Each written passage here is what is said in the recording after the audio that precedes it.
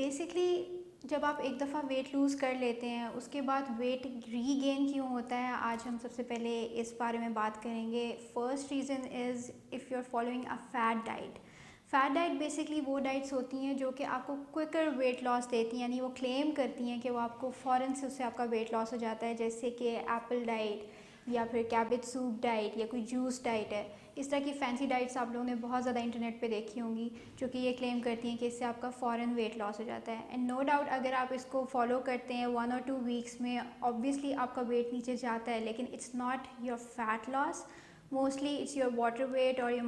Muscle wait, वो सबसे पहले आपका गिरता है। तो आपको ऐसे फील होता है कि शायद आपने बहुत ज़्यादा जो है अपना फ़ैट मास लूज़ कर लिया, हालांकि ऐसा ज़रूरी नहीं है। और दूसरा ये है कि इसमें क्रेविंग बहुत ज़्यादा होती है। आप बिंज ईटिंग करते हैं, बिंज ईटिंग करने के बाद उससे ये होता है कि आपका वेट वापस जो है आहिस्ता आहिस्ता रीगेन होना शुरू हो जाता है। एक दफ़ा आपने ये एप्पल डाइट या कोई कैबेज सूप डाइट या कोई भी पर्टिकुलर डाइट फॉलो की, आप वापस अपनी रूटीन पे जाएंगे 2 वीक्स के बाद, 3 वीक्स के बाद, जब भी आप फॉलो करेंगे उसके बाद जैसे ही आप अपनी ओल्डर रूटीन पे वापस आएंगे वेट फ़ौरन से रीगेन होगा। रीज़न बीइंग कि आपकी बॉडी को उस डाइट की आदत नहीं रही, यानी कि आपने रोटी खाना छोड़ दिया, चावल छोड़ दिए हैं, आपने दूसरे फ्रूट्स वेजिटेबल्स छोड़ दिए हैं, आपकी बॉडी को उस चीज़ की आदत नहीं रही, और once you start eating it तो उससे जो है आपका वेट दोबारा से रीगेन होना स्टार्ट हो जाता है।